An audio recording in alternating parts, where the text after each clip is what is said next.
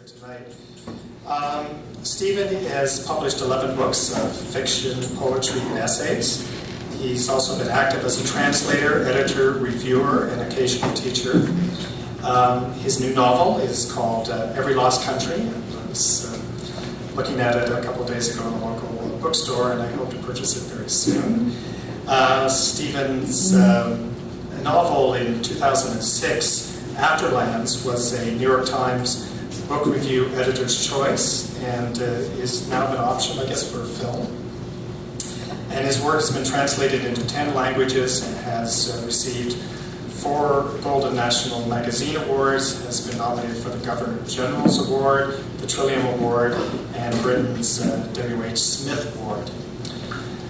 I'm really excited that we have an artist here as our guest speaker tonight. We talk about the determinants of health and having a healthy, vibrant community. And I think there's a real direct connection between having a very healthy arts and culture community and having a generally a healthy community. So tonight we have an artist as our guest speaker, and I couldn't be happier. So Stephen.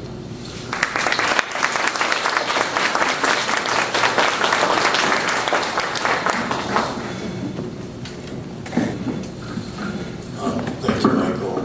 Thank you for having me here tonight.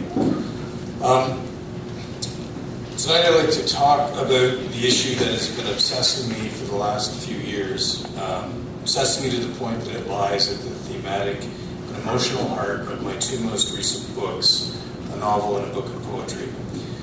To reduce this obsession to its simplest terms, I've tried to understand when it's right and necessary to intervene, to judge, to resist, and to act, socially and otherwise, and when it's wrong to be an innocent or not so innocent bystander. I'm going to talk for about half an hour.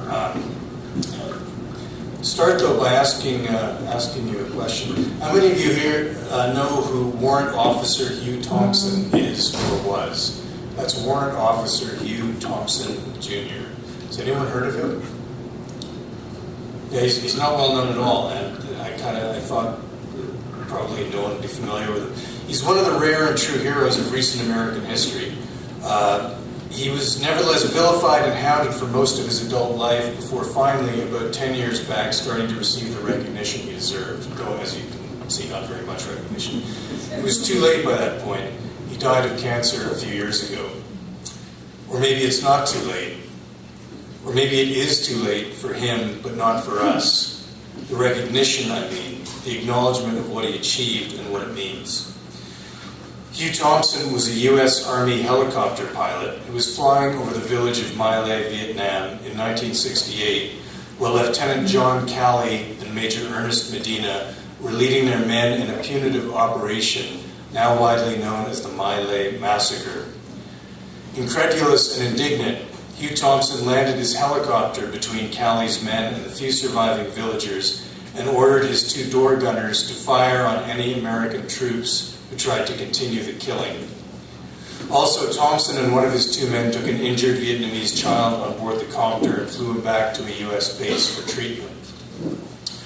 To make the long and painful story shorter, if no less painful, Thompson's intervention eventually ensured that the My Lai story broke and reached the world.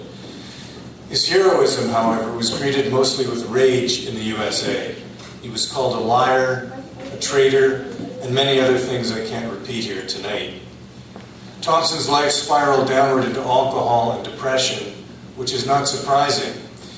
After all, on the deepest level, we're all creatures of the pack, and ostracism and isolation are agonizing, corrosive, no matter what the cause, no matter how right we know we are.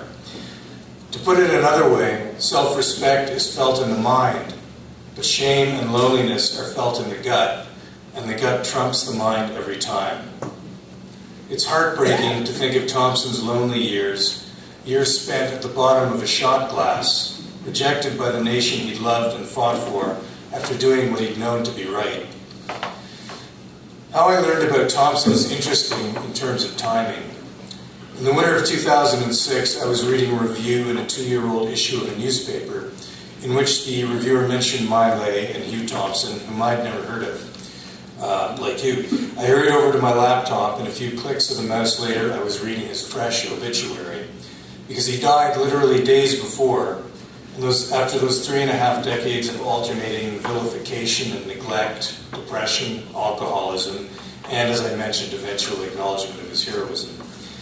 A couple more clicks and I learned that Kari is still very much alive, if not exactly prospering, while Ernest Medina, Kali's superior at Miley, was both alive and prospering in a big way. These simple digital discoveries made me ask some difficult questions.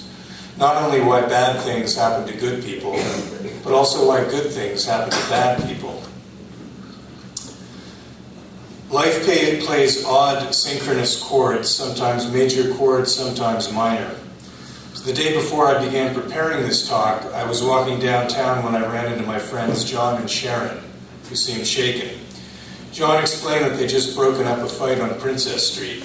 One woman had raced across the street, dodging cars, and attacked another woman, a panhandler whom she obviously knew and had some history with.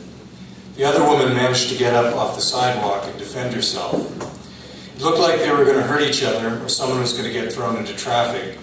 So John and Sharon, being good people, intervened, John rushing up to the women and begging them to stop and walk away, warning them the cops were coming, which, by the way, wasn't quite true, because Sharon was about 10 meters up the sidewalk, still trying to get someone to call 911. Neither she nor John were carrying a cell phone.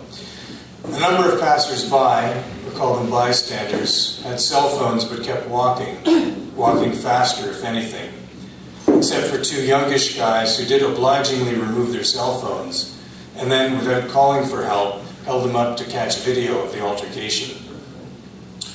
Sharon does not suffer fools gladly and would probably have seized one of the two cell phones or the next cell phone to pass her, but as it turned out, it wasn't necessary. John's distracting interference had snapped the spell of animosity, and the two women were storming away in opposite directions along Princess Street. One of the key problems of an urban society where people don't feel connected to the strangers with whom they share their streets is captured, I think, by the choice of those two young gentlemen to use their cell phones not to call for help, but to record the moment for their own amusement, and possibly the amusement of thousands of others on YouTube.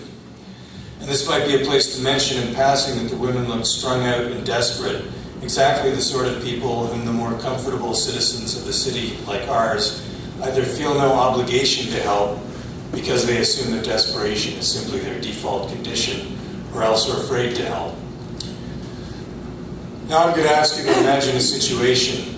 You've signed on for a mountain climbing expedition in the Himalayas, thus fulfilling a lifelong dream.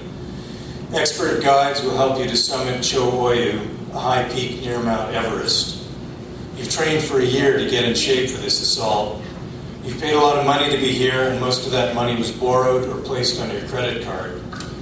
And the very day before the climb is to begin, you're standing in base camp, which happens to straddle the border of Nepal and Chinese-occupied Tibet, when you see a crowd of strangely clad people on the Tibetan side struggling up the glacier toward the border. They're Tibetans, you realize, ragged refugees, and they're being pursued by border guards, who now, to your shock and alarm, start kneeling down, taking aim, and opening fire on them. You duck down behind a boulder as some of the refugees begin to fall. You take out your cell phone camera as if you could call 911 from here, but of course you can't. Your cell phone doesn't even work up here, and there are no police or paramedics to call. But the camera application still works, and so you hold it up and catch footage of the elapsing massacre on the glacier. Eventually, a handful of the refugees do reach the border and flee across, while others are captured by the border guards and taken back down the glacier. Several bodies remain prone and motionless on the ice. And what do you do now? A debate breaks out among the climbers, some of whom want to go on with the climb that they, like you, have paid a fortune to attempt. You yourself want to go on with the climb. Others, the professional climbers among you, warn that if any one of you intervenes and thus antagonizes the Chinese authorities who are allowing you to be here on their border, none of you will be able to climb here again. So now you feel pressure from the leaders of the climb who are in a stronger position than you in any number of ways, operating in their personal realm of experience and expertise, who are probably physically stronger than you by this point and thus thinking more clearly, which of course gives them a large territorial edge and makes their opinion seem even harder to defy. And yet you're torn.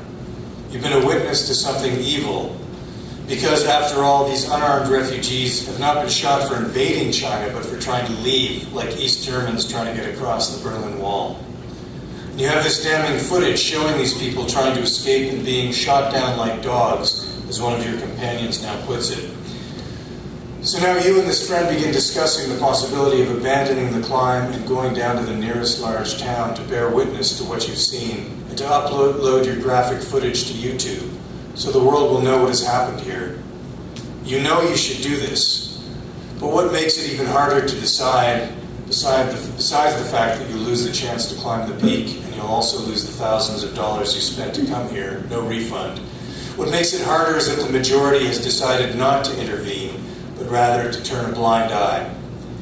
Again, we're creatures of the tribe, and the small inner voice of one lonely conscience is easily overwhelmed by the majoritarian din of voices around it, especially if that majority includes experts and authorities to whom it's easier to defer. And finally, what makes it even harder for you is that a part of you wants to be convinced that this really is not your fight, that abandoning your climb will accomplish nothing. Yes, a part of you wants to believe that you're an innocent bystander, that there is in fact a border between your problems and the problems of strangers. And crossing that border is not your job, and often, let's face it, just makes matters worse.